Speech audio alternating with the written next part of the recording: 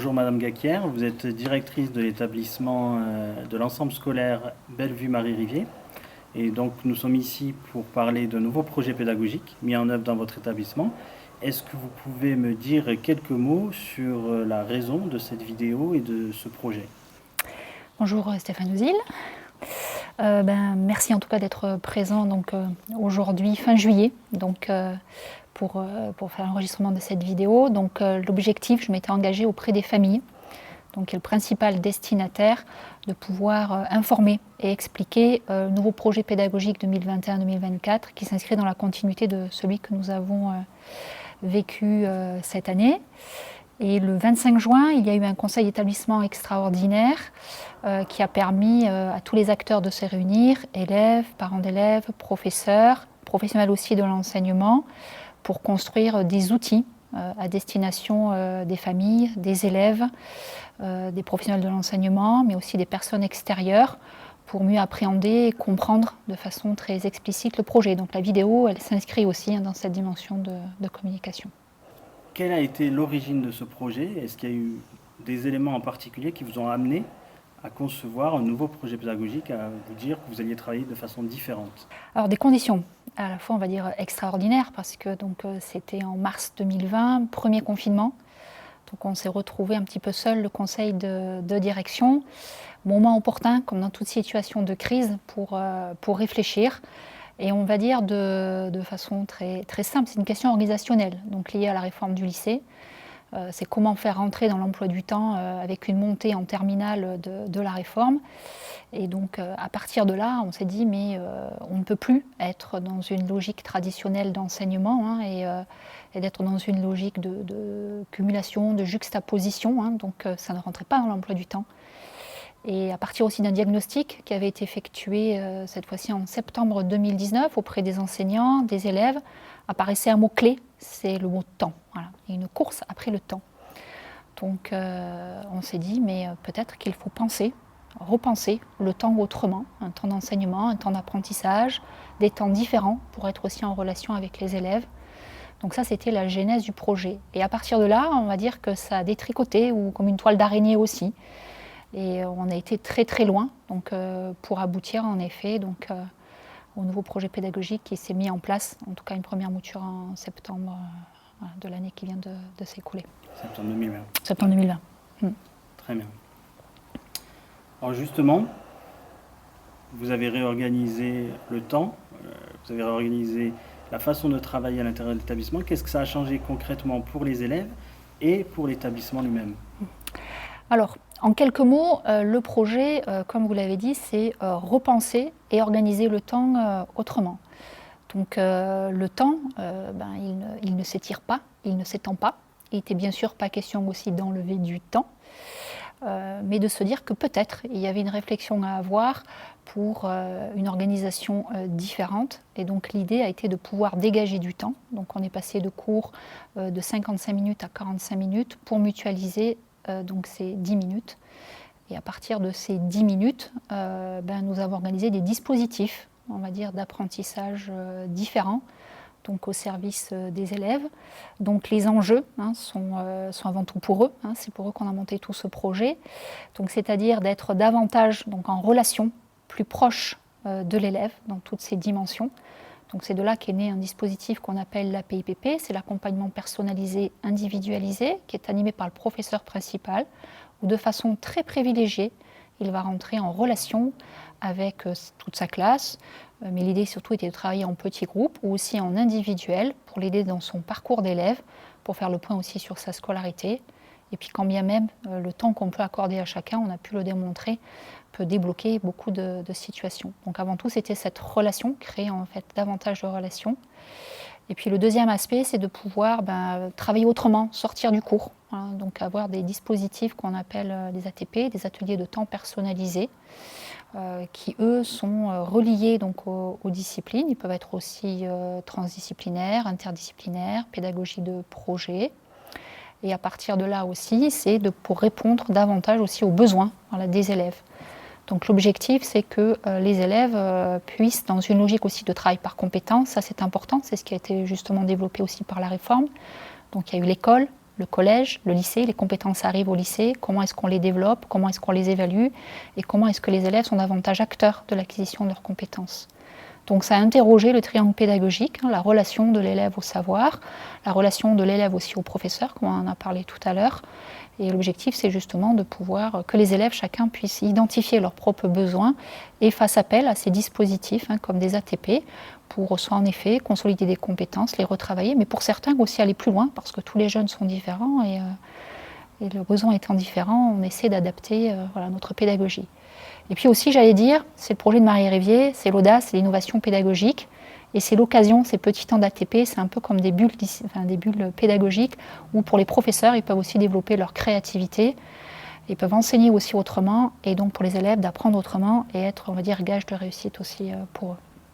En forme de conclusion, si je vais vous demander de choisir 3 mots qui, pour vous, illustrent parfaitement, ou le plus précisément possible, ce nouveau programme, lesquels vous choisiriez ? Ah oui, il y a 3 mots. Alors, c'est 3 mots. Alors, le titre, on a mis beaucoup de temps à choisir un titre, ça a été un grand débat. Voilà, il est un peu long, mais je crois qu'il y a 3 mots-clés. C'est le mot relation. Voilà, on est avant tout des êtres de relation. Et je pense que ça, c'est important, c'est magique. Quand on crée cette relation avec l'élève et qu'on a l'occasion de pouvoir la créer personnellement, voilà, l'élève, il peut déplacer des montagnes. Et ça, il me semble important. Donc, le mot relation. Formation, c'est le deuxième mot-clé. Donc oui, formation de la personne, on parlait de compétences disciplinaires, mais de compétences aussi sociales, interpersonnelles, voilà, qui sont aussi pour nous très importantes. C'est de former des jeunes qui demain soient bien dans leur tête, bien dans leur basket, et qu'ils puissent justement s'insérer au mieux dans le monde du travail. La formation, c'est aussi le maître mot du projet de Marie Rivier. Donc les enseignants sont des chercheurs. La formation continue tout au long de la vie. Donc c'est vrai que le métier d'enseignant a beaucoup changé. Les missions sont bien différentes aujourd'hui, avec l'entrée justement des compétences aussi dans le monde de l'enseignement. Ce qui nécessite aussi, bien sûr, pour nos professeurs, de l'accompagnement et des temps de formation. Voilà, c'est très important pour justement les accompagner au mieux dans le travail de l'évaluation par compétences, de la différenciation pédagogique, et de pouvoir aussi, justement, comme je disais tout à l'heure, aussi faire des liens et des ponts entre les différentes disciplines. Alors, dans une réforme du lycée, une très très belle réforme qui interroge justement aussi beaucoup les pratiques. Voilà. Donc, la formation, c'est un mot, une pièce maîtresse, voilà, du projet. Et le troisième mot clé, c'est vraiment les besoins. Voilà, partir des besoins des élèves. Voilà, et ça, c'est important. C'est plus l'élève plus le professeur qui va dispenser son savoir, mais c'est arriver à identifier les besoins des élèves dans l'acquisition des compétences et pouvoir justement mettre en place des pédagogies innovantes, différenciées, pour permettre à chacun de les développer à son rythme, parce que ça c'est important, à son rythme, et lui permettre justement ensuite de choisir son parcours. Cette année a été une année particulière autour de tout ce qui s'est passé autour de la Covid-19. Comment s'est déroulée la mise en œuvre de tout cela, et est-ce que ça s'est bien passé? Est-ce que, au contraire, ça a été plus difficile? Alors je le disais tout à l'heure, c'était une belle opportunité quand on se retrouvait au mois de mars, on va dire, seul à pouvoir travailler. On avait le temps justement de pouvoir le penser, le réfléchir. Alors malheureusement, en septembre, on a eu un tout petit mois de répit, mais la situation s'est aggravée et c'est vrai que ça a complexifié les choses. Voilà, la mise en œuvre a été très difficile. Alors non seulement parce qu'il nous manquait aussi des outils, et que du point de vue organisationnel, nous avons été confrontés à des difficultés aussi d'emploi du temps, parce que pour les ateliers, il fallait croiser les emplois du temps des élèves et des professeurs. Les plages étaient déterminées, mais pas suffisamment en fait, pour assurer une organisation optimale. Et puis aussi une contrainte, celle des bus. Donc c'est vrai que dans la culture aussi, on pensait que les élèves allaient aussi rester sur l'établissement, mais il y avait cette logique de bus, donc on a dû reprendre aussi tous les emplois du temps. Et un des objectifs aussi du projet, c'était pouvoir avoir des pauses méridiennes plus allongées. On a dû les écourter. Donc c'est vrai que le Covid, en même temps avec l'enseignement hybride qu'on a dû mettre en place, donc il y a eu d'autres contraintes, nous a rendu la tâche très très difficile. Voilà. Puis un contexte aussi anxiogène, donc des familles aussi bien stressées, enfin tous les acteurs, donc qui n'est pas du tout évident parce qu'il fallait s'adapter. Donc c'est vrai que ça a été difficile sur cette année de Covid-19 pour le projet. Donc après 2020-2021 arrive très vite l'année 2021-2022, dans quelques semaines. Est-ce qu'il va y avoir des changements en particulier par rapport à cette année? Comment vous voyez les choses, vous, en tant que directrice, par rapport à cette année scolaire qui s'avance? Alors, comme je disais, un premier trimestre assez difficile. Donc en janvier 2021, on fait appel donc à un centre de formation qui s'appelle l'ARES. Et on met en place aussi donc, un groupe de régulation qui avait été mis en place d'ailleurs dès septembre, mais qu'on a étoffé pour pouvoir prendre du recul, analyser et repérer tous les dysfonctionnements, parce que même si on a essayé, on va dire au fur et à mesure que les problèmes se rencontraient, on a beaucoup travaillé pour trouver des solutions. Et là, on a construit un groupe aussi beaucoup plus élargi, avec une aide méthodologique pour faire l'évaluation du projet et pour pouvoir apporter des améliorations. Donc ce travail a été conséquent, avec donc une équipe de professeurs, très engagés, très motivés, avec aussi des aides extérieures avec des niveaux d'expertise pour pouvoir mettre en place tout ce travail, on va dire, régulier. Et donc avec, des améliorations pour le projet 2021-2024, puisque là on s'inscrit donc sur un projet pédagogique triennal.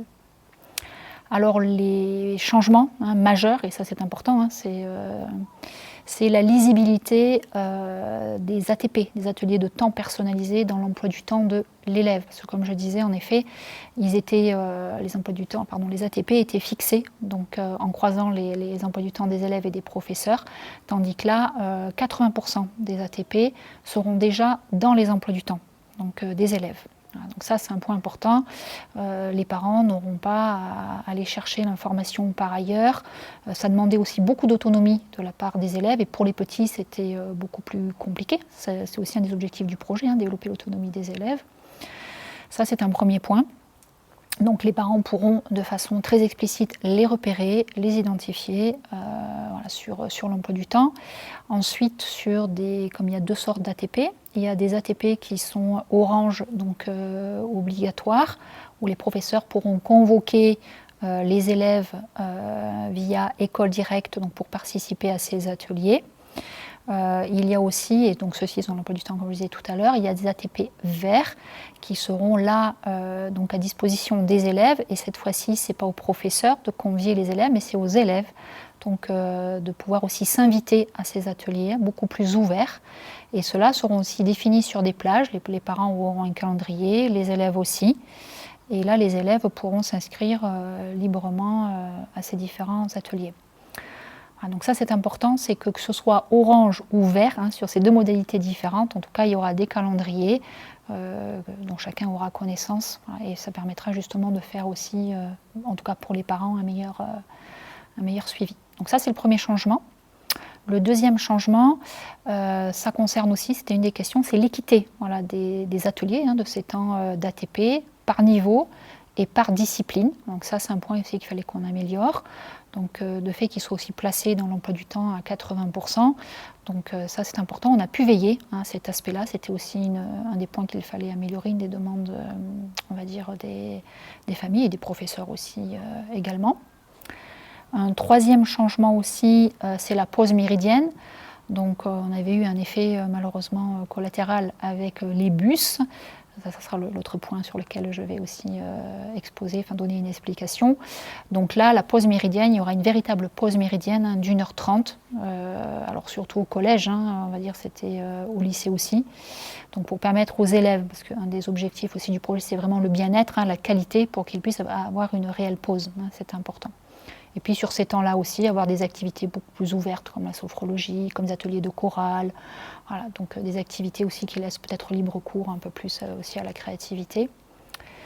Et l'autre point, donc ça c'est comme je disais tout à l'heure, on est passé d'une logique toujours cumulative où on ajoute des activités, et qu'au bout d'un moment, ça rentre plus. Hein, donc la fourchette horaire que l'on avait ne correspondait plus aux nouvelles attentes. Hein, il y avait quand même, surtout au niveau des lycées, au niveau des spécialités, des blocs de 4 heures, 6 heures. Et des journées qui étaient très très denses, des semaines aussi très denses. Donc on a veillé à rééquilibrer justement aussi le temps sur la semaine, ce qui nous a mené aussi à mettre en place des cours jusqu'à 17h20.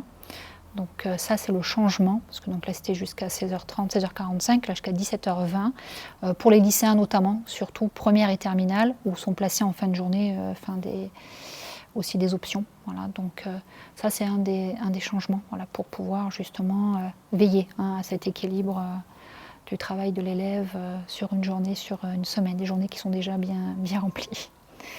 Donc dans ce nouveau projet, il y a la mise en place notamment d'ATP, d'ateliers de temps personnalisés, et d'APIPP. Est-ce que vous pouvez nous en dire plus et nous expliquer un peu comment ces moments-là, ces moments privilégiés, viennent prendre leur place dans la semaine et dans les journées des élèves? Alors, les ATP sont de même durée qu'un temps de cours. Mais comme je disais tout à l'heure, ce n'est pas un temps de cours. C'est une façon différente de travailler avec les élèves. La logique, c'est vraiment le travail de compétences. Ça veut dire que le professeur, dans le développement des compétences, va repérer des degrés d'acquisition différents en fonction des élèves.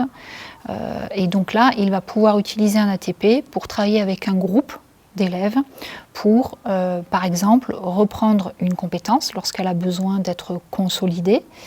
Elle peut aussi permettre à des professeurs de repérer, comme tous les élèves sont différents, certains ont besoin au contraire d'aller au-delà de la compétence, ont besoin d'être davantage aussi nourris, donc à travers des tâches beaucoup plus complexes. Donc il peut aussi leur proposer dans ce cadre-là de travailler aussi ensemble, de mettre aussi par ailleurs aussi des systèmes de tutorat. Donc je prends un exemple, donc c'est vrai que par exemple, en début d'année, avec le confinement qui a eu lieu donc l'année dernière, un professeur par exemple de SVT a repéré que sur une classe de 5e, il y avait une compétence méthodologique qui n'était pas acquise, qui était celle d'utiliser un microscope. Donc là, elle a décroché cette activité. Alors là, cette fois-ci, comme c'était identifié sur toute la classe, elle a pris un temps avec eux en ATP pour pouvoir justement travailler cette compétence et ensuite la réutiliser, la réinvestir dans le développement des compétences qu'elle va faire dans son programme. Ça permet aussi, au niveau du lycée, par exemple, les ATP, de travailler, de s'entraîner à la préparation aux examens. Voilà, donc tout ce qui est notamment le bac de français, de préparer aussi le grand oral.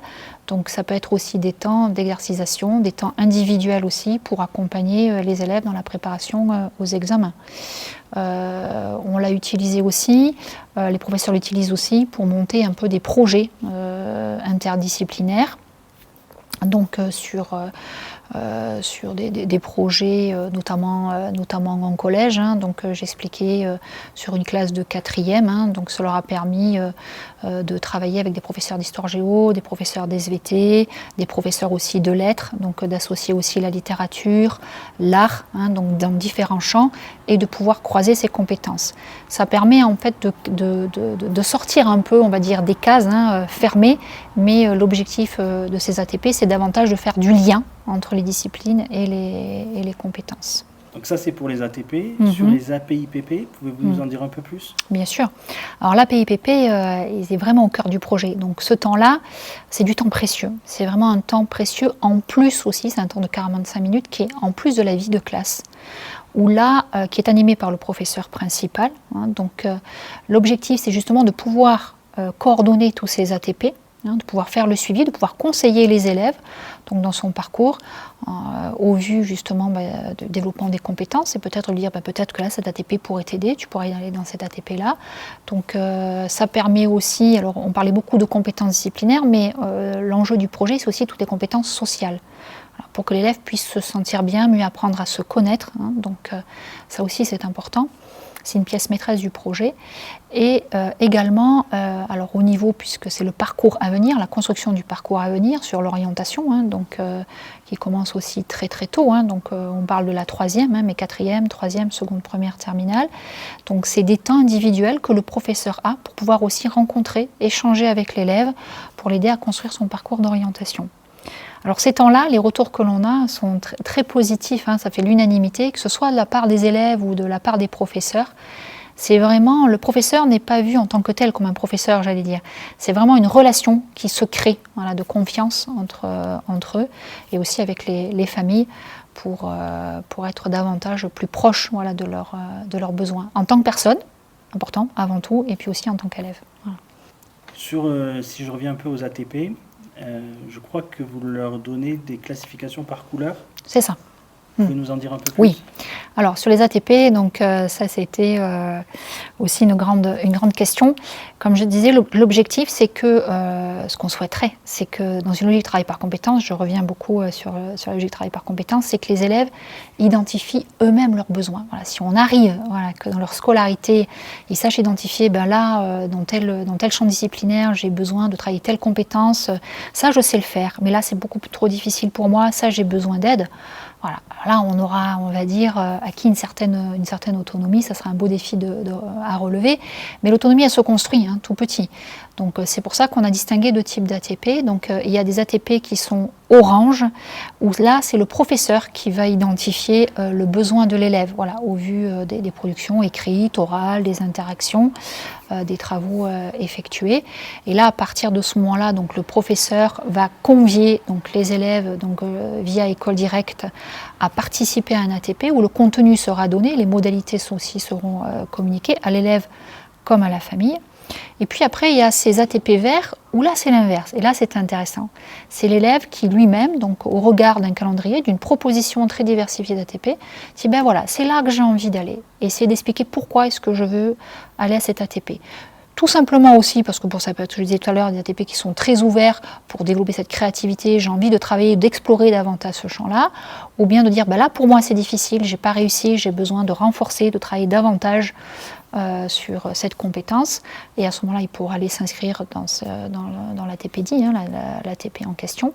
Voilà, donc c'est on va dire cette modalité hein, qui est vraiment aussi très très riche, et de se dire, c'est de sortir aussi de sa zone de confort et de dire, ben allez, je vais découvrir et je vais aller là. Avec l'accompagnement du professeur, puisque pour découvrir aussi, il y a des élèves qui sont capables hein, de choisir eux-mêmes, et puis d'autres qui ont besoin, hein, c'est une éducation au choix, hein, de les aider à pouvoir, on va dire, organiser leur menu d'ATP.